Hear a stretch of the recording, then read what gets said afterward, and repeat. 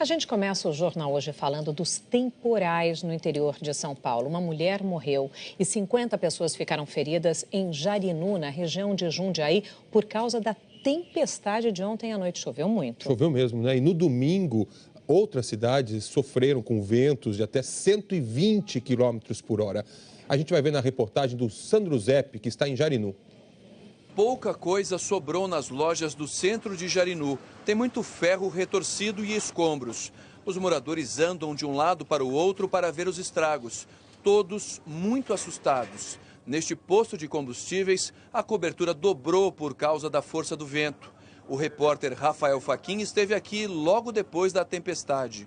Totalmente destruído, a gente percebe que telhados, paredes acabaram vindo abaixo.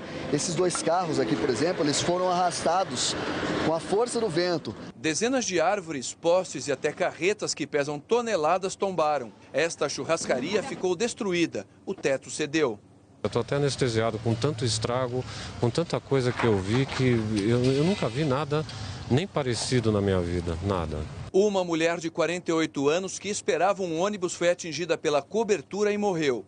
Pelo menos 50 pessoas ficaram feridas e precisaram de atendimento médico. 20 estavam dentro desta igreja evangélica que agora a gente só vê escombros. Era hora do culto, o local estava lotado e o teto caiu. Os momentos foram de desespero. O pessoal pedindo ajuda, socorro, foi muito tenso. A imagem aqui é de muita destruição. A nossa equipe teve dificuldade até para chegar à cidade. A rodovia que liga Jundiaí a Jarinu está interditada porque o rio transbordou. A gente teve que fazer uma volta de vários quilômetros para chegar a Jarinu. E quando a gente chegou, a gente se assustou, vendo tanto estrago, tudo destruído. Por onde o vento passou, foi levando tudo. A gente está numa rua aqui do centro da cidade, dá para ver o tamanho dessa destruição. Muitas telhas de zinco, a cobertura das lojas, tudo caído, muita loja completamente destruída. Os moradores andam olhando tudo, a cidade hoje está parada. Muitos fios de alta tensão caíram no chão, a energia teve que ser cortada para evitar acidentes. A comunicação via celular também está muito difícil porque as torres foram atingidas.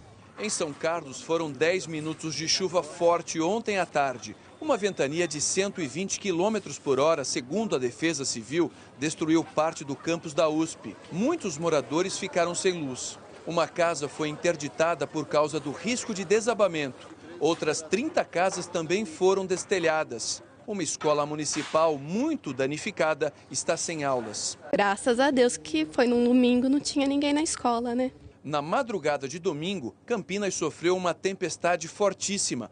Foram 45 minutos de chuva intensa, com raios e granizo. Pelos estragos, a Defesa Civil calcula que o vento chegou a 120 km por hora. Ele arrancou o teto de um shopping e destelhou dezenas de casas. 100 mil pessoas ficaram sem energia elétrica. Pelo menos 100 árvores caíram. 4 pessoas tiveram ferimentos leves.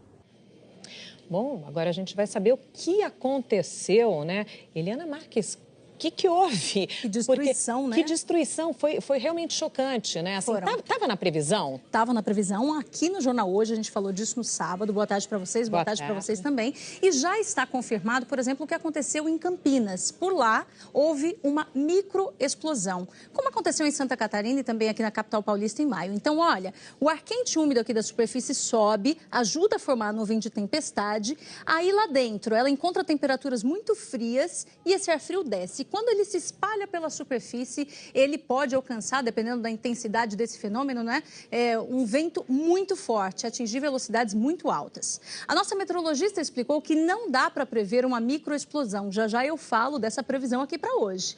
O que dá para prever é uma tempestade severa que pode provocar, sim, uma microexplosão, também rajadas de vento, granizo, e aí sim a gente vem para cá, exatamente o que tem para hoje previsto de novo, condições de tempestades, de temporais severos, como os meteorologistas falam.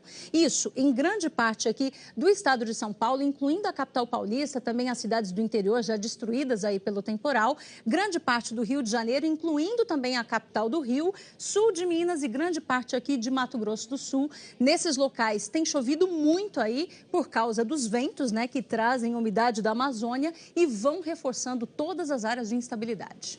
como é que fica o tempo nas outras regiões? Olha, tem previsão de chuva em grande parte do Brasil, então pode chover a qualquer hora, por exemplo, nessa área em verde escuro aqui, olha, entre Mato Grosso do Sul, passando por Minas e até Santa Catarina. Aí no sul de Santa Catarina e aqui no oeste do Paraná, onde a gente tem esse azul, o tempo fica mais fechado, mas sem chuva forte. E nas áreas que estão em verde claro, já pode ter pancadas de chuva de forma isolada, né? Mapa amarelo, aí a previsão de tempo firme.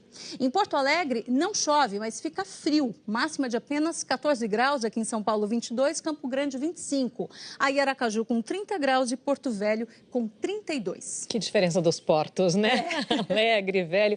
E para amanhã? Olha, para amanhã já começa a esfriar em grande parte do Brasil, né? Então, veja só, nessa área toda aqui, olha, as temperaturas vão ficar mais baixas, ou pela manhã ou à tarde. E nessa outra aqui, tem risco de geada, uma área imensa também. Agora, está faltando exatamente aí 2 semanas para o inverno começar. Até lá, a gente vai ter chuva se concentrando no norte do país, entre Alagoas e Sergipe, e ainda aqui no centro-sul do país, São Paulo, Rio, sul de Minas, Mato Grosso do Sul, Paraná.